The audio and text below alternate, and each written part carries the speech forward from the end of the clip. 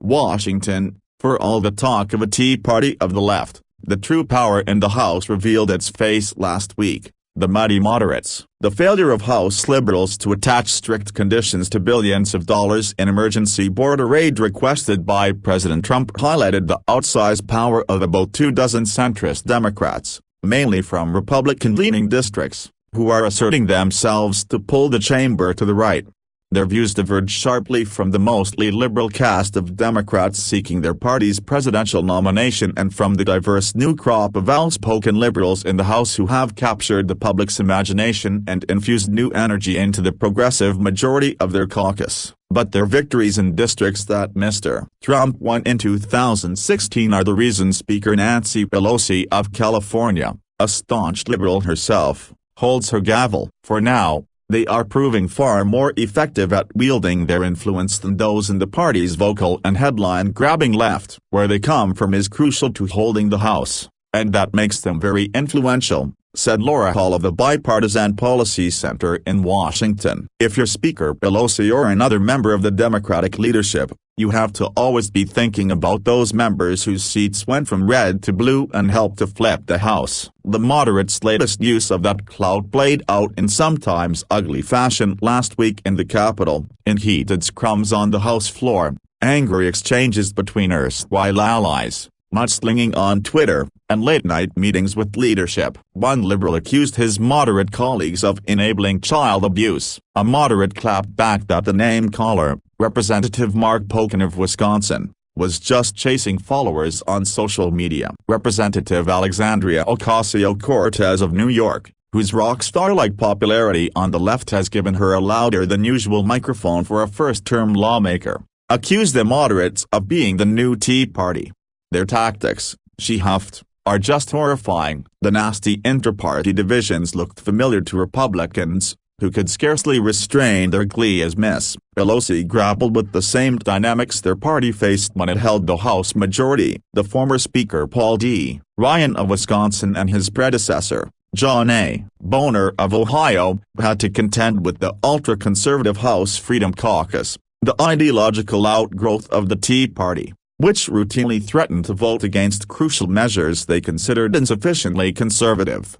It seems to me that Nancy Pelosi's facing exactly the same set of problems that John Boehner faced, Representative Tom Cole, Republican of Oklahoma, said with a chuckle. She's very able, but it's rough. We've been there. Well, not quite. The Tea Party, which drew its name from the mantra "taxed enough already," represented the far right of the Republican Party, while the coalition of Democrats that is now asserting itself is in the center, often allied with moderate Republicans across the aisle.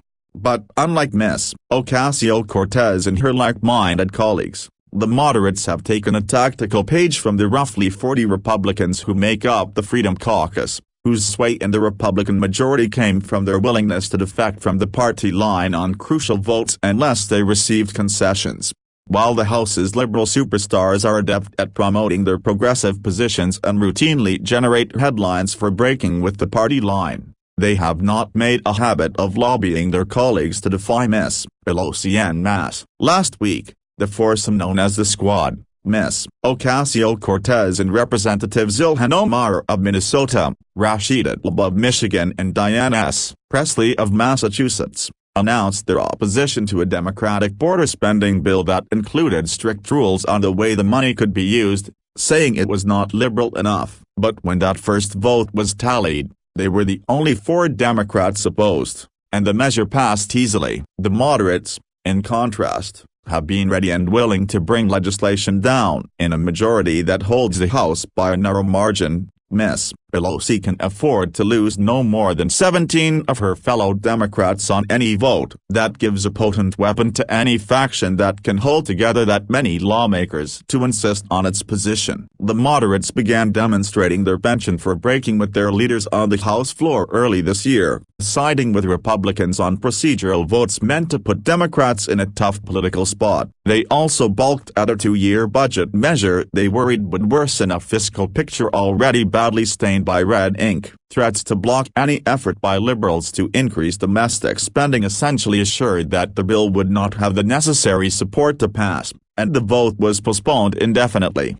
Their influence has also been felt on one major initiative that has not taken off. Concern for their fates is one reason that Democratic leaders seldom talk about impeaching Mr. Trump, a move that is now supported by more than 80 House Democrats, about one-third of the caucus, almost all of them progressives. But last week was the centrists' most visible and audacious power play yet, with the Senate and House at a stalemate over the $4.6 billion humanitarian aid package. Several of the moderates banded together and threatened to side with Republicans to block a Democratic alternative that contained less money for immigration enforcement or in more conditions for the administration. The move pushed Ms. Pelosi to abandon her plan to pass the more restrictive bill, which had higher standards for facilities holding migrant children. Instead, she brought up a Senate version that had bipartisan support and swiftly cleared it to become law. The move left Ms. Pelosi's natural allies in the House's Hispanic and Progressive caucuses stunned and feeling betrayed. Since when did the Problem Solvers Caucus become the Child Abuse Caucus? Mr. Pocan said on Twitter. Representatives Max Rose, Democrat of New York, and Dean Phillips, Democrat of Minnesota, were later seen angrily confronting him on the House floor. Representative Raul M. Grijalva, Democrat of Arizona and a former co-chairman of the Congressional Progressive Caucus, said the episode left him very resentful, and feeling as if the moderates had essentially forced the House to silence its natural inclinations.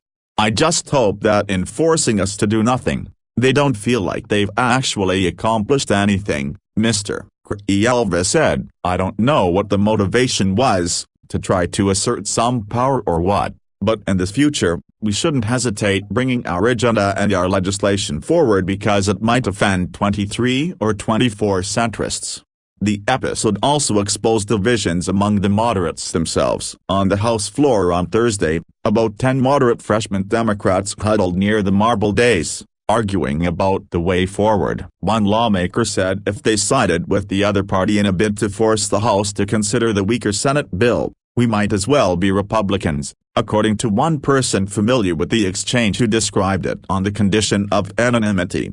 Representative Abigail Spanberger, Democrat of Virginia, grew red-faced and emotional during the exchange, and stormed off the House floor, returning a short time later and accepting an embrace from Representative Katie Porter, Democrat of California. Both ultimately supported the bill. It was a version of a point that had been made, in much gentler fashion, during floor remarks by Representative Jim McGovern, Democrat of Massachusetts and the chairman of the Rules Committee. He warned that the procedural move the moderates were threatening to join is a vote to give control of the House floor to the Republicans. But the moderates said they had done the party a favor, getting the House to the only tenable position as quickly as possible. The question was, would you rather just obstruct and delay, as some wanted to, or were we going to get humanitarian aid to children at the border right now? Said Representative Josh Gottheimer, Democrat of New Jersey and the co-chairman of the Problem Solvers Caucus,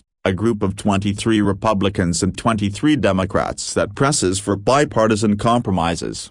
The group met on Wednesday and discussed the mounting anxiety many of them had about going home for a July 4th recess, having failed to pass the border bill. After taking a vote, members decided to issue a news release calling for the House to pass the Senate bill, effectively surrendering a politically risky fight over immigration so the aid could go through.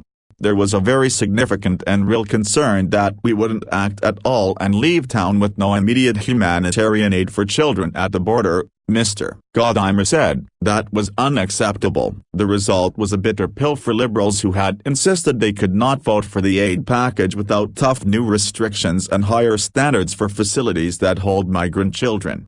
Ms. Presley conceded that the left had work to do to figure out how to wield its power more effectively. "We are building new muscle," she said in an interview, "and as we build that new muscle, we will better understand how to flex it."